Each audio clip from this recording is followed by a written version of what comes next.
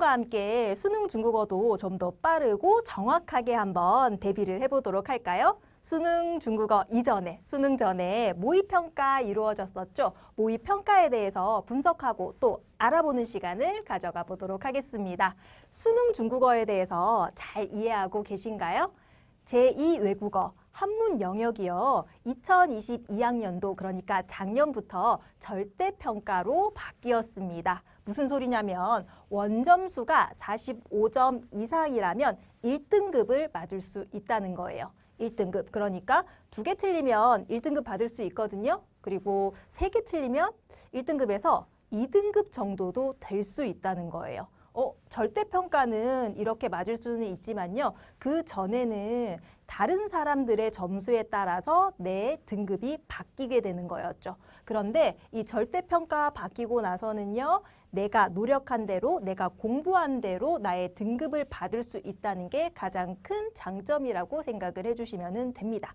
자, 거기에다가 2023학년도 수능 계획에서는 EBS의 연계율은 50%를 가져간다라고 발표를 이미 했어요.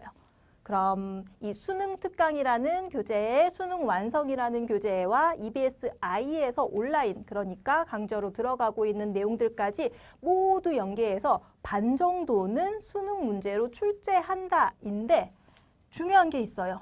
간접 방식을 택했다라고 합니다. 이 간접 방식이 어떠한 방식인지는 제가 조금 이따가 설명을 좀 해드리도록 할게요. 그러면 저희들 이 수능에 대해서 다시 한번 설명을 드리면은요. 수능 보기 전에 모의평가가 이루어집니다. 모의평가는 6월 모평, 9월 모평 이렇게 치러지는데요. 6월은 6월 9일 날 이미 실시를 했고요. 9월 모평이 이번에 8월 달에 실시가 되었어요. 추석 연휴가 조금 이른 탓도 있고요. 수능 원서 접수를 해야 되기 때문에 조금은 빠르게 이미 완료를 했습니다. 자, 그러면 수능은 11월 17일 날 시행될 예정인데요. 11월 셋째 주의 목요일에 언제나 수능 시험이 있죠. 그대로 시행이 될 예정입니다. 이렇게 수능 날까지 잘 알고 계셔야 하고요. 얼마 남지 않았죠. 그러면 이 모의평가가 어떠한 방식으로 나왔는지 한번 먼저 분석을 좀 해보도록 할 거예요. 작년 수능입니다. 작년에 2022학년도 수능에서 7.4%, 응시 인원 중에 이 7.4%의 인원만 제2외국어 한문 영역을 선택을 했어요. 생각보다 작을 수는 있죠. 자, 그 가운데 중국어는 6천여 명이 응시를 했습니다. 자, 근데 그 가운데 그 전에 시행되었던 6월 모평 인원 한번 볼까요? 비교해 보세요. 생각보다 더 적죠. 6월 모의평가는 실제 수능보다는 응시 인원이 훨씬 더 적은 편이에요. 그렇기 때문에 이번에 이루어진, 이거 2번이에요. 올해 이루어진 6월의 모의평가에도 응시 인원은 크게 많지는 않아요. 그 가운데에서 여러분들이 보셔야 되는 한 가지 영역이 있습니다. 어디를 좀 자세하게 보셔야 되냐면요. 이때까지 제2외국어 한문 영역 중에서 로또라고 불리던 과목이 있어요. 무엇인지 아시죠? 아랍어입니다. 아랍어 여기요. 아랍어 같은 경우에는 조금만 공부해도 혹은 찍어도 높은 등급을 받을 수 있다가 이때까지의 전략이었는데요. 절대평가가 바뀌었다면 여러분들 1등급 받기 위해서는 몇 점 받으셔야 돼요? 45점 받으셔야 돼요.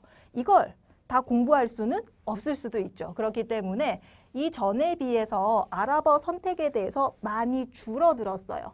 많이 줄어들었는데 그러면 제2외국어를 선택해야 된다면 나는 어떤 걸 공부해서 점수를 더 높게 가져갈 수 있을까?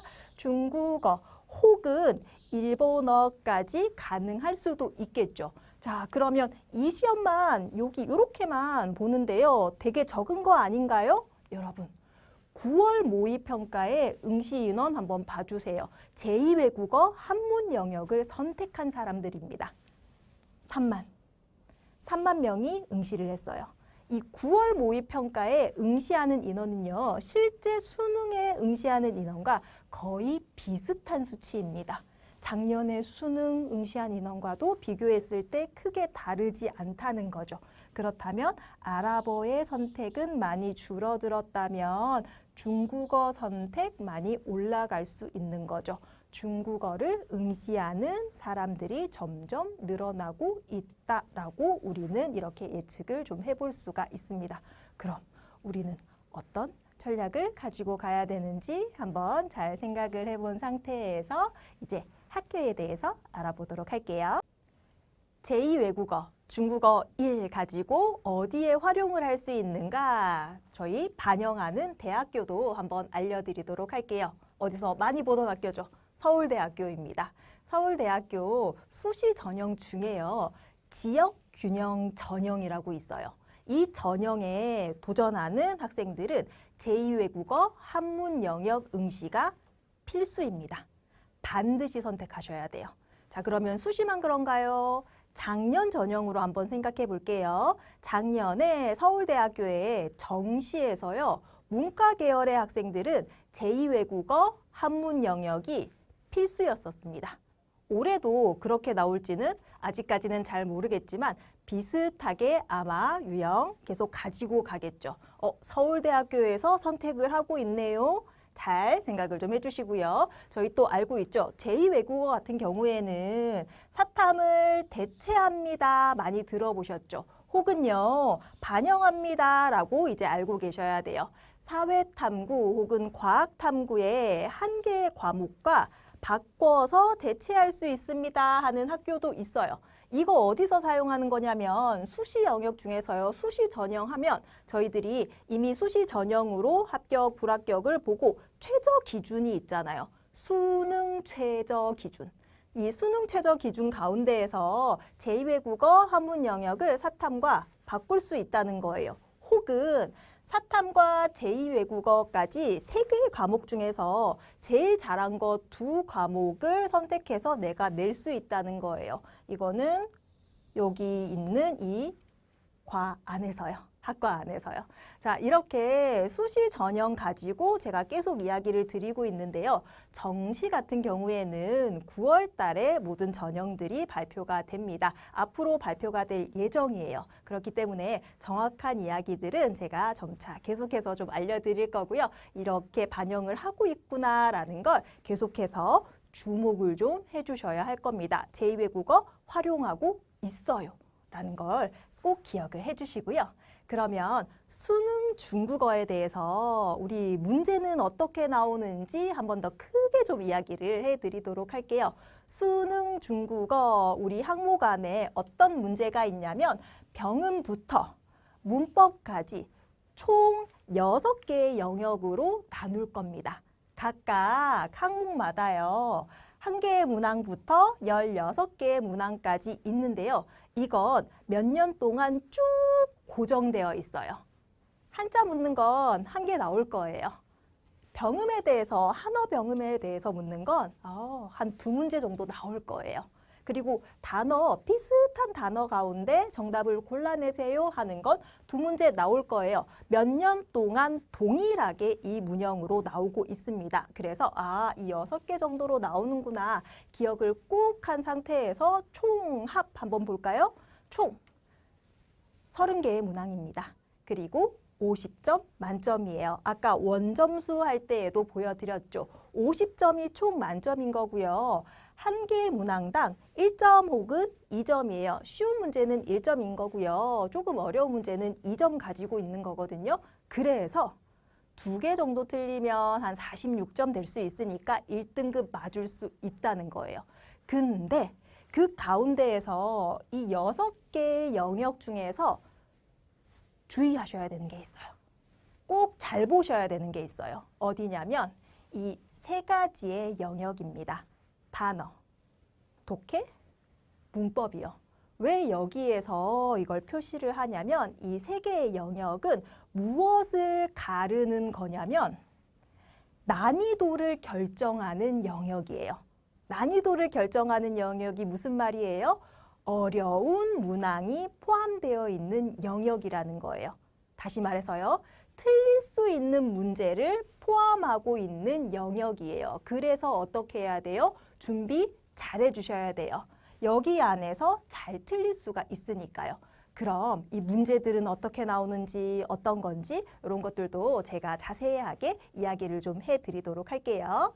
그러면 우리는 이제 실제 6월에 나왔던 모의평가 그리고요 9월에 나왔던 모의평가 여러분들 다 한번 풀어보셨나요? 어디에 있나요? 라고 묻는다면 그 대학 수학능력시험 홈페이지에 들어가면 기출문제에서 이 모의평가의 문제들도 다 받아보실 수 있어요. 정답표도 있습니다. 그렇기 때문에 관심이 있다, 내가 한번 풀어보고 싶다라고 하면 홈페이지에서 다운받으셔서 한번 풀어보셔야 돼요. 이런 모의평가의 문제들을 가지고 저희들은 수능의 문제까지도 같이 연결을 좀 해볼 테니까요. 그러면 6월과 9월에 문제는 어떻게 나왔는지 전반적으로 한번 좀 살펴보도록 하겠습니다. 6월과 9월의 모의평가를 한번 분석을 해봤는데요. 제가 이렇게 좀 이야기를 할 수 있을 것 같아요. 전체적으로 문제를 풀어봤을 때에는 난이도는 보통이다 라고 이야기를 할 수 있을 것 같습니다. 어렵지 않았다가 가장 크게 이야기를 드릴 수 있는 부분인 것 같아요. 어디가 그렇게 어렵지 않았습니까? 라고 이야기를 한다면 단어의 이 부분이 어렵다라고 말씀드렸죠. 비슷한 단어를 찾아내세요 라고 했는데 비슷한 단어 중에서 정답이 너무 명확했어요. 그렇다면 쉽다라고 판단을 할 수 있어서 이 부분도 중. 그리고 독해 같은 경우에는요. 지문의 길이라든지 안에 포함되어 있는 단어들 가운데에서 난이도를 판별을 하는데요. 단어 어렵지 않았어요. 정답 찾아내기 굉장히 쉬웠어요. 그렇기 때문에 독해 지문 같은 경우에도 문제 풀이하기 어렵지 않았다. 어렵지 않았어요. 전혀 어렵지 않았거든요. 자, 거기에다가 문법 같은 경우에는 그나마 조금은 어려울 수 있다. 다만 수능 특강이라든지 이런 부분 안에 포함되어 있던 문법의 기본만 알고 있었다면 이 정답을 찾아내는 데까지는 그렇게 오랜 시간이 걸리지 않았다. 중상 정도까지 이렇게 표현을 해볼 수가 있습니다. 그래서 조금은 평이했다, 보통이다 라고 할 수는 있는데요. 그래도 6월보다는 9월의 모의평가가 조금 더 어려웠을 거예요. 그래도 조금이거든요. 그래서 6월의 모의평가를 분석해본 이 표가 있는데요. 그 가운데에서 여기 보실까요? 1등급부터 3등급까지 받은 학생들이 전체의 45% 이상이 됩니다. 조금 높은 수준이죠. 그래서 내가 공부를 어느 정도 했다, 준비를 어느 정도 했다면 3등급 이상, 크게는 1등급까지도 받아내는데 크게 어렵지는 않았을 것이다 라는 판단이 조금 드는 거예요. 그래서 이번에 모의평가는 왜 이렇게 쉽게 출제가 되었지? 라고 생각이 들 만큼 평이한 난이도를 좀 가지고 있습니다. 자, 전체적인 분석은 이런 거고요. 그리고 EBS 연계에 대해서도 우리 한번 좀 보도록 할까요? 아까 간접 방식으로 들어간다고 말씀드렸죠. 그럼 간접 방식이 어떤 형태로 출제가 되고 있는지 문제 한번 보도록 할게요. 이 문제는요. 한자를 정확하게 알아주세요 라는 그런 문제거든요. 한자의 표기를 골라주세요 인 문제인데요. 여러분 수능 특강에서 이런 페이지 한번 보신 적이 있으실까요? 비슷하게 생긴 한자 유의하세요 라고 하는 페이지가 분명히 있었을 겁니다. 이거 단어 있었어요. 이거 단어 어디에 있어요? 여기에 있어요. 틀렸네요. 분명히 보실 수가 있겠죠. 그리고 요것도 헷갈릴 수 있습니다. 분명히 알려드렸을 거예요. 어머, 여기에 있는 거 똑같네요. 맞았네요. 알아갈 수 있겠죠. 그렇기 때문에 이런 내용들을 바탕으로 문제가 나오기 때문에 간접 방식으로 문제를 출제하고 있다라고 이렇게 이야기를 할 거예요. 기본 내용을 알고 있다면 문제를 푸는데 크게 어렵지 않았을 것이다. 그리고 수능 특강 안에도 이 내용들은 분명히 포함이 되어 있다인 거예요. 이렇게 문제가 50% 정도 출제가 될 거거든요. 그리고 9월 모의평가에 나왔던 이 인물 어디서 혹시 많이 보시지 않았을까요? 고3 학생들 중에서 수능에 대해서 공부하고 있는 학생들이라면 이 인물을 본 적 있을 거예요. 수능 특강에 차오일 있어요. 나왔단 말이에요. 나왔고요. 실제로 어떤 사람입니다. 비슷하게 나왔어요. 지문의 내용도 거의 비슷하고 나와 있는 1, 2번의 차이만 있을 뿐입니다. 거의 비슷하게 나왔네요. 간접 방식 중에서도 조금 더 이 퍼센테이지가 조금 더 크게 들어갈 수가 있겠죠. 자, 거기에다가요. 요거는 문장 표현이 옳은 것, 문법 문제이죠. 문법 문제도 우리 간접 방식 중에서 어떻게 포함을 하고 있는 거냐면요. 문법 문제는 살짝 어렵잖아요. 그러면 문법에 대해서 이해를 충실하게 하고 있어야겠죠. 수능 특강에 보면 회화만 있는 게 아니라 이 문형도 설명을 하고 문법까지도 설명을 하고 있습니다. 형용사의 중첩 가운데에서 중첩이죠. 그러면 어떤 게 맞았는지 틀렸는지를 알고 있어야겠죠. 설명이 여기에 이렇게 쭈루룩 있단 말이에요. 그러면 허니나 페이창은 받을 수 없음. 페이창 들어가 있네요. 얘 틀렸어요. 이렇게 할 수 있잖아요. 그리고 이런 경우에는 더를 사용해서 수로로 사용할 수 있습니다. 얘 맞을 수도 있겠네. 자, 이렇게 풀어 내려갈 수가 있어요. 그러면 기본 문법에 대해서 이해를 한다면 여기 문제 안에서도 정답의 가능성을 더 많이 높여 나갈 수가 있겠죠. 그렇기 때문에 EBS의 수능 특강이나 수능 완성이나 우리 온라인의 강좌라든지 이런 것들을 통해서 꾸준하게 공부를 한다면 그 가운데 50% 정도는 가지고 갈 수가 있을 겁니다. 자, 이렇게요. 수능 특강을 통해서 기본기 탄탄하게 할 거고요. 수능 완성을 통해서 문제풀이에 대한 감을 계속해서 가지고 가는 거죠. 그렇다면 여러분도 수능 준비를 할 때 대부분은 열심히 잘 대비할 수 있을 겁니다. 그런데 이 연계되지 않은 50%가 고민이시죠. 그렇다면 차이용 교재 그리고 우리 차이용의 선생님들께서 또 완벽하게 여러분들의 수능 중국어를 대비시켜 드릴 겁니다. 자, 그렇기 때문에 우리 차이용을 통해서 기초 회화부터요, 내신 그리고 수능 중국어까지 함께 열심히 잘 공부를 해 나가길 바라겠고요. 저희 다음 강의는 계속해서 이어질 거예요. 다음 강의에서는 이 분석뿐만이 아니라 실제로 출제되었던 문제를 한번 풀어볼 거예요. 6월에 9월에 모의평가 가운데에서 문제들을 한번 풀어볼 거고요. 그 이후에 2023학년도의 수능 문제에 대해서도 간단하게 한번 우리 예측해보는 시간을 가져보도록 할게요. 그러면 우리 다음 영상도 많이 기대해 주시고요. 저희는 다음 영상에서 또 뵙도록 할게요. 감사합니다.